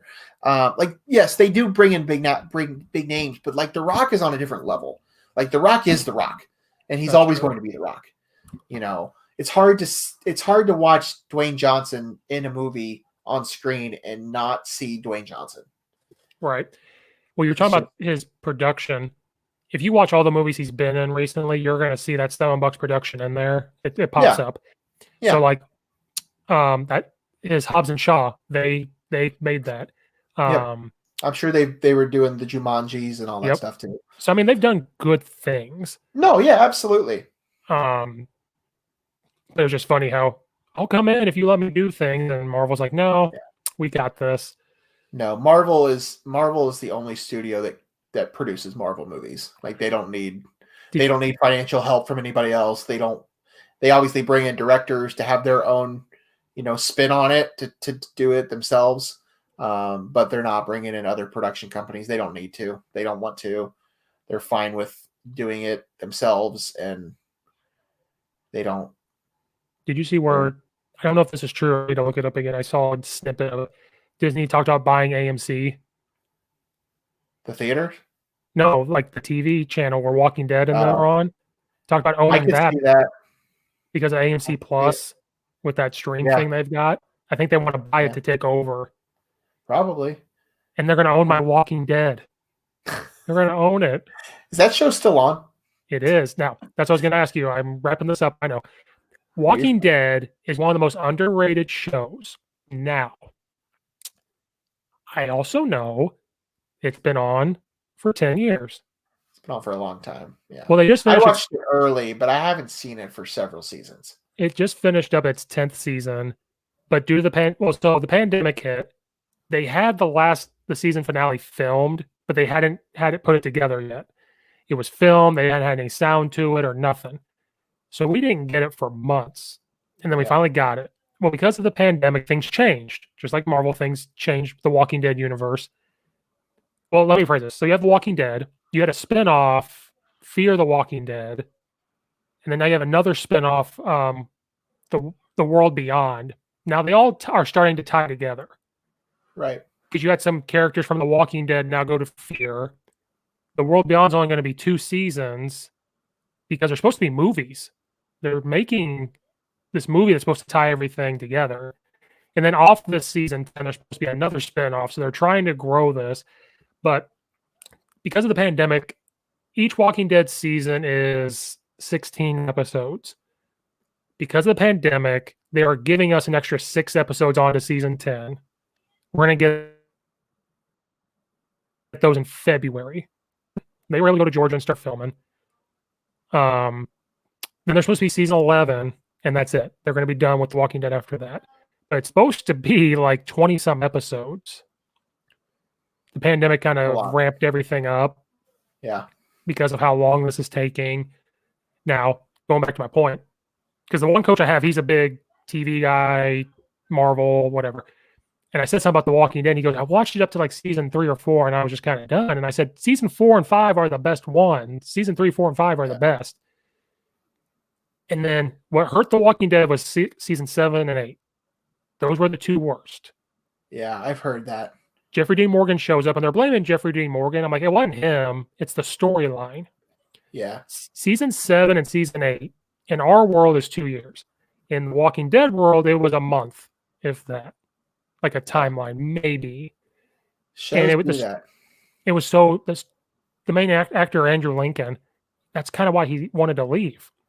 Was because how bad the story was. And then, I hate when shows do that.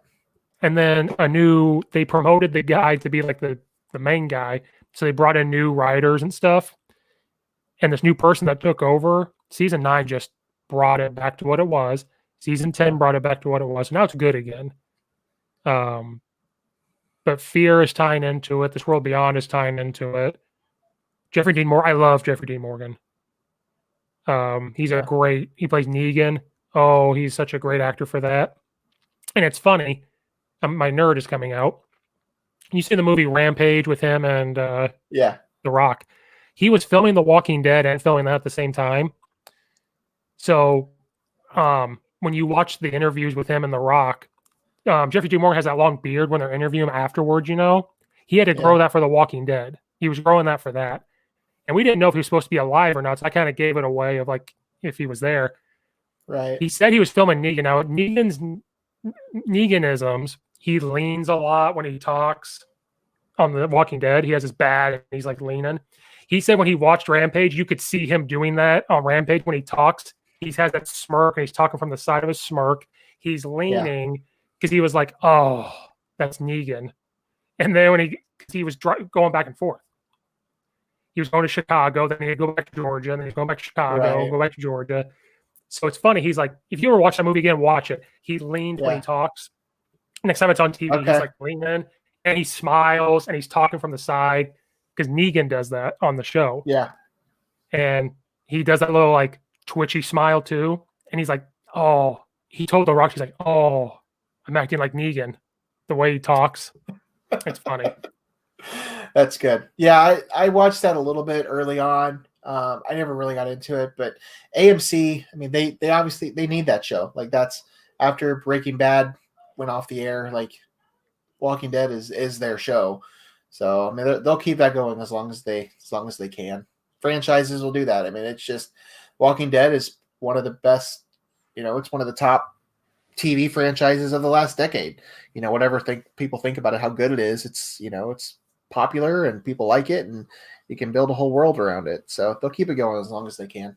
I don't think if Disney takes over, I don't think they'll get rid of it. But I don't know how long it's going to go for. Well, season 11 is the last one for the main one, but you're going to have these small spin-offs off of it. They'll keep the spin-offs going. I don't know how long that'll go. Like what Breaking Bad's doing. Better Call Saul's in I don't know how many seasons of that show. I mean, it's just a spin-off of season 6. I think they're filming season 6 right now. I don't know if they're filming, but that's the last one. That's supposed to be the end. But The Walking Dead, I don't know how these spinoffs are going to work because Fear was okay. The second and third season. Season 4, they brought in a character from The Walking Dead, and the first half of the season was good. Then it went to shit. I wanted it to be done. I was like, Fear sucked. It was all I couldn't. I watch every Sunday night. It has to be Sunday night. I watch it. I couldn't do it. I was like, I'll just record it. I never do that. I have to watch it. Now the season 5 of Fear is really good all of a sudden. They brought in new writers again, so it's good all of a sudden. No. Season 4, second half of season 4 was bad. Season 5 was just terrible. Just god-awful. I never even finished it. They're on season 6 of Fear right now, and I don't even know what happened in season 5. Like at the end, I was like, I don't care because I don't like it. But season 6 is acting like The Walking Dead. They brought like the horror click back to it. Supposed to be season 7. They signed for season 7 already for that one. Wow. So you have a spin-off of it about to go 7 seasons. Yeah. But it's tied together. You're finally hearing how they're tied. Because at first it was just 2 different worlds. Yeah. Now that you brought these characters over, they're starting to talk about each other. Like the spin-off is talking about the main show now. Like they're bringing up characters from that main show. Yeah. I don't want to, if you ever do watch, I don't want to ruin what happens in The Walking Dead to start these movies, but something happens. This third spinoff is tying into those movies. Kind of like what WandaVision is going to do, like it's going to tie into the Doctor Strange. And then off the main Walking Dead, Norman Reedus is supposed to go off and do his own spinoff of Walking Dead. So like it just, I don't think they're going to last after that. Steve, as long as people keep watching them, they'll keep cranking them out. I'm the only one. I'm the only one watching, I think. Well, you might be. Then they're doing it just for you. I mean, I hope so. I want to meet Norman Reedus, and Jeffrey Dean Morgan, but come on. Because I talk to people. One day they can be on your show. I always ask people like The Walking Dead. I know everybody can hear Hazel barking. I don't care. Talk about The Walking Dead, and they're like, "No, I haven't watched that since season 4." And I'm like, yeah, I didn't really get into that one. I haven't watched as many TV shows the last 5 or 6 years just because I've been so absorbed with movies, and my life, during the summer times has been totally absorbed by work. So it's been hard for me to like get into a lot of, there's a few shows I follow and I'll binge some shows on Netflix. I think binging culture has just changed how you watch TV shows anyway. I mean, you don't really get that much appointment viewing anymore. I mean, at least they're starting to bring it back. Like the Mandalorians, they're bringing that stuff back where it's appointment viewing, where you have to watch it on that day. But yeah, that definitely changed how we watch TV shows for sure. But yeah, just like the last 10 or so years, like I watched Breaking Bad, but it wasn't until like very recently that I, kind of binged through that whole thing. And Lost was another one that I, kind of did recently. And I might get into The Walking Dead at some point. I just haven't done it yet. It's on Netflix. Go for it. It's there. A lot of stuff's on Netflix. Well, like we binged Lucifer. Okay. It's a good one where he's the devil and he lives among humans, and it's good. Yeah. Then I watched The Office and Parks and Rec. I never watched it before to the pandemic. Like now they're going to be off of Netflix, so Parks and Rec's already gone. Yeah, it's a good thing you got it in when you did. And Allison hadn't seen The Office either. We did that during the pandemic. We started Parks and Rec, and then we kind of I had already watched it a couple times, but we kind of got off of it, and then we watched New Girl instead. And we're doing Schitt's Creek now. We've done more sitcoms than we'd have any of the other stuff, at least just when we're watching the two of us. And then most of my time when I'm not watching that is movies or sports. I mean, pretty much some video games and stuff, but I'm chewing gum just for you. I never chew gum anymore. I'm just chewing gum just for you. For the record, for all the audience out there, every day in high school, anybody would come up to Steve and just ask him for a stick of gum, and you always had a pack of gum on you. Always. And the one time I didn't, nobody spoke to me for a week. That was like your thing, man. You just always had gum. I love it. Because my dad is cheap, so if we bought gum, it had to be the big ones. He's like, economically, this makes more sense. So if he wants effing gum, this is what we're going to buy. It was great. You're the most popular guy in school. The tallest guy in school. Gum. That's about it. Well, yes, you were the tallest. And you're only, what are you, 6'5"? It's crazy now in my adult life to think about that you were the tallest kid in school. But actually, you probably always were the tallest kid in school. We weren't. Was there one person that was taller than us? Taller than you? I think Anderson Scott, but he was a few years older. I don't think he was in school. Lagaki twins, I think, were like an inch taller too. They might have had you by okay. But yeah, thinking back on it, like 6'5", yeah, you're tall, but like there's people in the world that are taller than you. But yeah, you were the tallest kid in school. Always. Oh, I'll wrap this up. From the very beginning to the end of time. I said I wrapped this up 10 minutes ago and we're still going. So yeah, being 6'5" at Oakwood is tall. Like I played center. Then we had to go play like Bismarck and them who had centers. So at Glenbard East, we played East St. Louis the second round of the playoffs for football. Yeah. I knew they were big. I knew they were fast. We walked on the field. Their corner and I looked eye to eye to each other. Their corner? Holy crap. Okay. Yeah. That's tall. That's tall for a DB. That's funny. They brought 6 or 7 every time. Because they could. Yeah, that's crazy. Yeah, I can at least sit at here Oakwood, you were tall, but I talked when I talked to Coach Albaugh. He was the head coach at Milford our senior year when we went there and lost by a point. So I said, "Thanks a lot for that, Coach Albaugh." And he goes, "Well, you guys were big as hell." He goes, "Oakwood's always big." Were we big? Yeah, like me, Weddle, Warren, Panko. Those guys. Those were big guys. Yeah, that's true. Then before that, you had like Davis or Travis Davis and all of them. Like before Travis Davis wasn't that big. He wasn't Travis tall, Davis but he was big. Short. He was short. He might have been short, but he was big. Yeah, you're right. And he was a mean son bitch. Yeah, he was. Oh like man, those were the days. He was like, "You guys were big," and I started to think about it, and I was like, I'm going to keep my mouth shut about who was slow and worthless, even though they were big. Don't live in the past, Steve. Don't live. No, but it's just funny. It's weird how the world comes around to where like he was the head coach at Milford and I was a player. Yeah. And then he goes, "Thanks, I'm old now. Thanks a lot for making me think of 2008 and 9 as." Because that's the only time Milford was relevant before 8-man football was him. Right. I remember. Because then he went to Champaign Central after that. Yeah. Really good team. See, again, I forgot. Oh, but we're talking about tall at Oakwood. Like 6'5" is tall for Oakwood. Then I see East St. Louis. Who would have known a guy from Oak? I know Cameron did good things, but for me personally, I was like, I coached against East St. Louis. Who is East St. Louis? They kicked our ass, but we scored on them. We weren't supposed to. That's good. I'll tell you anything. Our team that year, we went 10-1. We only gave up 6 points a game, and we averaged 42. They scored 53. And we scored 7. Okay. They scored in 3 plays. We scored in like 10 plays, I think. Yeah. And we weren't supposed to. So That's Darren, the head coach there, threw his headset down and was pissed. Their nose guard was as tall as Travis Davis, but looked like Dwayne Johnson. Had to walk like this. Had to walk like this. And we had a sophomore guard, and he picked him up in the air and slammed him. And I'm coaching O-line. He comes over, and his eyes are this big. And I said, "We lost him. I can't talk him out of this one." Seth Moody did that to me sophomore year. Seth Moody picked me up and slammed me. Yeah. Denhart comes over, and he goes, "Oh."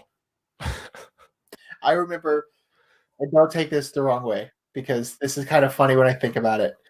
But because you were never very aggressive. Like, that was just like, you were always just a big guy, but you were just like never super aggressive. And I will never forget, it was either our junior or senior year. And I obviously I didn't play football, but I was at nearly every game. And I will never forget, I was watching a game from the stands. It was a road game. I don't remember where we were, but it was our freshman or sophomore year. I don't remember. But it was like on a kickoff or something, kickoff return. I don't know. And I remember watching you, like, you went after somebody, but behind you, I think it might have been both Rutledges, just shot straight for whoever you were going for. It just flew past you, and just like leveled this kid. It was just funny to see, because like you were so large and you just weren't like as aggressive as some people. Like those were two, like just a couple sophomores. They were just looking to get out there and just hit somebody as hard as they could. And they just took off and nailed this kid. It wasn't aggressive unless it was in a 3-yard radius. Yeah, so once we got past that 3 yards, I wasn't going after you. Oh, and you definitely had an edge. You had an edge, and you had a temper to you. But just when it comes to like just pure aggressiveness, yeah, that wasn't probably your strength. I just remember seeing that just a couple, like just a little sophomore that just darting across the field just to level somebody, and you're just out there like, oh, I'll get there. I'll get there when I get there. Well, and to defend myself, just a hair. If we're on kickoff return, I was just playing defensive line, so I'm standing out there tired to begin with. I know. I'm like, I know. But then I see them, and I'm like, they got this. Don't worry about it. It was just funny. It was just funny to think about. And in practice, no, you've done well for yourself, Steve. I'm definitely proud of you and what you've been able to do, and you're becoming quite the man in the high school ranks at the coaching position. So. Well, I'm trying to. We have 2 turf fields at this school. It's pretty nice. That's definitely a step up from Vermilion County, for sure. Going to coach at Lombard East, and then going to East Aurora, where it was a struggling program, but they have 4,000 kids in their school.